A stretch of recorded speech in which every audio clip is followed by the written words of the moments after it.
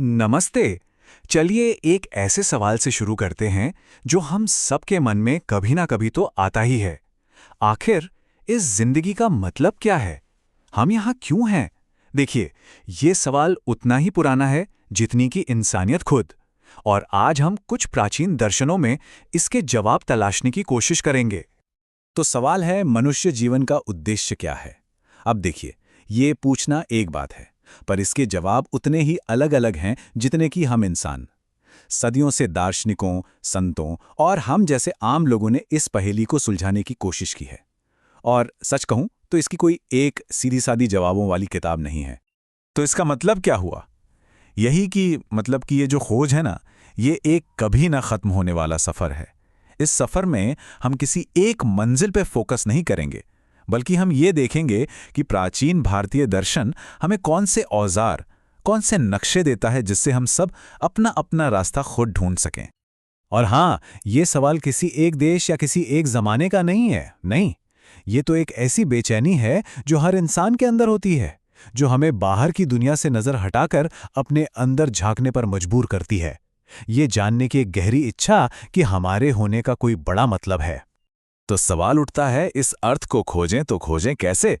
देखिए, प्राचीन भारतीय दर्शन वो हमें कोई बना बनाया रेडीमेड जवाब नहीं देता, बल्कि ये हमें कुछ बहुत दिलचस्प विचार और एक ढांचा देता है जो एक भरपूर और उद्देश्यपूर्ण जीवन जीने के लिए एक गाइड की तरह काम कर सकता है।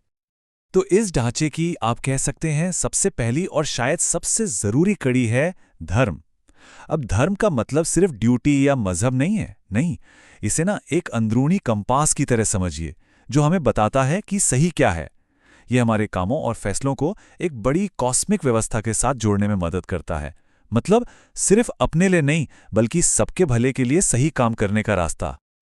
और धर्म के बाद आता है कर्म, मतलब कारण और परिणाम का नियम।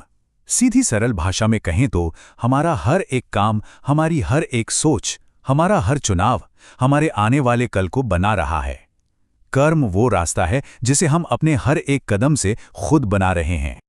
तो ये जो धर्म और कर्म के विचार हैं ना, यही हमें जिंदगी के चार बड़े मकसद तक ले जाते हैं। इन्हें कहते हैं पुरुषार्थ। ये एक तरह से एक बैलेंस्ड और सफल जिंदगी जीने का ब्लूप्रिंट है, जो हमारी अलग-अलग जरूरतों और इच्छाओं में एक तालमेल बिठाता है। और सबसे दिलचस्प बात पता है क्या है? ये कि ये चारों लक्ष्य एक दूसरे से कैसे जुड़े हैं।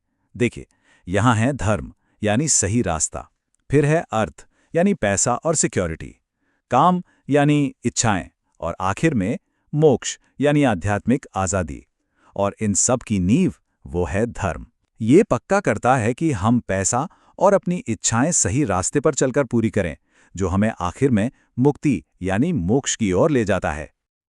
लेकिन एक मिनट, क्या इन लक्ष्यों तक पहुंचने का रास्ता सबके लिए एक जैसा है? क्या एक ही फॉर्मूला सब पर लागू होता है? भारतीय दर्शन कहता है बिल्कुल नहीं। उद्देश्य और मुक्ति तक पहुंचने का सफर हर इंसान के लिए अलग होता है, और इसके लिए कई अलग अलग रास्ते हो सकते हैं। मोटे तौर पर देखें तो दो मुख्य रास्ते बताए गए हैं। एक है कर्मयोग यानी एक्शन का रास्ता, दूसरा है ज्ञान योग यानी नॉलेज का रास्ता। कर्म योग में कोई भी इंसान अपने काम को पूरी ईमानदारी से, निस्वार्थ भाव से करके, मतलब फल की चिंता किए बिना, उसी में अपना मकसद पाता है। दूसरी तरफ ज्ञान योग में व्यक्ति ज्ञान के जरिए खुद पर चिंतन करके और सच की गहराई में जाकर जीवन का अर्थ खोजता है। और कर्म योग की इस पूरी बात को भगवद गीता का एक श्लोक मतलब कमाल की खूबसूरती से समझाता है। तुम्हारा अधिकार सिर्फ कर्म करने में है, उसके फलों पर कभी नहीं।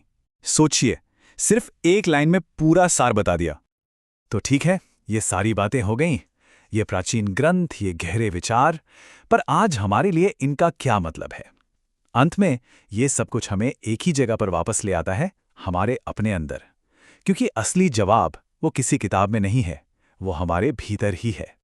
इससे ना ऐसे समझिए, ये जो पूरा दर्शन है, ये हमें एक मैप, एक नक्शा देता है। ये हमें रास्ते दिखा सकता है, गाइड कर सकता है, लेकिन सफर वो तो हम में से हर एक को खुद ही तय करना है, अपने तरीके से। ये बस कुछ टूल्स हैं, कोई हार्ड एंड फास्ट रूल्स नहीं है जिन्हें आंख बंद करके मानना है। और शायद शायद असली बात किसी पहले से मौजूद छिपे हुए उद्देश्य को ढूंढना है ही नहीं।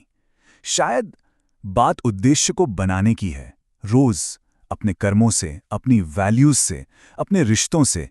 ये एक लगातार चलने वाला प्रोसेस है, अपने अंदर की आवाज के हिसाब से जिंदगी जीने का। तो आखिर में ये सारा प्राचीन ज्ञान हम एक बहुत ही पर्सनल और बहुत ही पावरफुल सवाल पर लाकर छोड़ देता है। सवाल ये नहीं है कि जिंदगी का उद्देश्य क्या है।